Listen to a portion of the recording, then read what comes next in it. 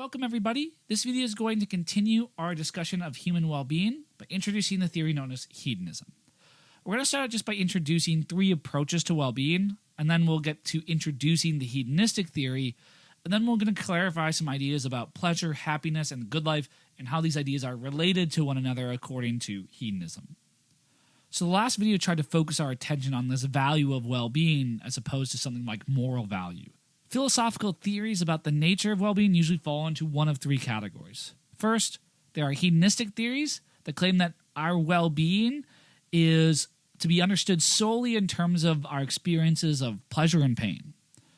Desire satisfaction theories are theories that understand our well-being solely in terms of whether our desires are satisfied or the extent to which they're satisfied. And then lastly, we have objective list theories, and these are theories that claim that our well-being is at least partly constituted by things whose value is independent of whether they give us pleasure or pain, and independent of whether we desire them or not. So this video is going to focus on trying to explain the hedonistic theory in a bit more detail. So hedonism is the theory that all pleasures, and only pleasures, intrinsically contribute to well-being. So remember what intrinsic value is. The idea here is take any pleasure that you might experience. When we consider that pleasure for its own sake, when we ignore everything that it may or may not lead to, there's something good about the pleasure itself. There's something that's good for you, makes your life better. And according to this theory, only pleasure has that kind of intrinsic value. But now we need to think about, well, negative value as well. And on this theory, all pains and only pains intrinsically detract from or take away from your well-being. So yet again, we have that intrinsic value idea here. Any painful experience, that pain, is when you consider it for its own sake, is bad for you. When you ignore everything that the pain might or might not lead to, the pain itself is something bad for you. It detracts from your well-being, takes away from your well-being. Now we can also combine these to say that the overall level of well-being in a person's life is completely determined by the balance of pleasurable to painful experiences. There's nothing else you'd have to consider to determine how well their life is going for them. Now, it's important here. Hedonism is a theory about what is intrinsically contributing to your well-being. All right? Hedonists can still agree that many things other than pleasure are instrumentally good for you. So even though they have to say friendship is not intrinsically good for you, they can still agree that friendship could be instrumentally good insofar as it helps you live a more pleasurable life. Now I want to clarify a bit here because many hedonists are not thinking of pleasure and pain as just mere sensations. When people hear the word pleasure, they often first think of bodily pleasures, like those pleasures you get from eating, drinking, or sexual activity. However, you need to be really careful here. Eating chocolate is pleasurable, but the experience of pleasure is distinct from the taste you experience, from the sensation you experience. Your experience of pleasure is a reaction to the taste. And you can see this because other people might experience a different reaction to the same taste. Some people report that they find chocolate disgusting. When these other people eat chocolate, they might experience the same taste, the same sensation that chocolate lovers do, but they might experience that taste as unpleasant. So they have the sensation, they have that experience of the taste, but they don't have the pleasure experience. Both the pleasure you experience when you eat chocolate and the displeasure that someone else experiences, these are both reactions to the taste of chocolate. Now this is important because we can also experience pleasure as a reaction to things other than these kind of bodily sensations. You can get pleasure as a reaction to reading a book. You can get pleasure from exercising. Some runners report that they experience a pleasurable runner's high as they run. You can get pleasure from listening to a humorous joke. And you can get pleasure from deep conversations with friends and family. And so all pleasures intrinsically contribute to your well-being on the hedonist view. The pleasure you get from chocolate is good for you, but also the pleasure you get from a book and a humorous joke and this time with friends and family. If it helps, you can use the word enjoyment to capture this experience the hedonist has in mind. You can enjoy the taste of chocolate, and you can also enjoy a book. Both of those are pleasure in the sense that the hedonist means it. Analogous remarks can be applied to the case of pain. I actively dislike that sensation I feel when you kick me in the shin. But you can also feel other kinds of pain or suffering. Instead of getting kicked in the shin, someone could have depressive thoughts, and those too involve a kind of pain and suffering, emotional pain, emotional suffering. That is also pain and intrinsically bad for you in the hedonist sense. Now, hedonism is also often introduced as the view that happiness and only happiness intrinsically contributes to a good life. So similarly, our book often moves back and forth between talking about hedonism in terms of pleasure and pain and talking about it in terms of happiness or unhappiness.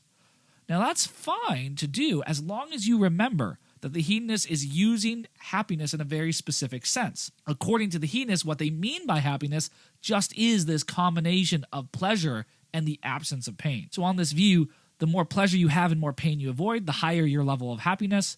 The more pain you have and the less pleasure you have, the lower your level of happiness. So let's explain this a little bit more. Let's talk about what it means to talk about my happiness level at a moment, according to the hedonist.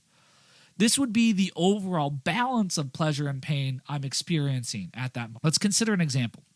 Consider what it might be like when you attend your graduation ceremony from Tuskegee. Now, while you're sitting in the chair during the ceremony, you might have lots of experiences at the same time. You don't just have one experience. And some of those experiences might be really pleasurable.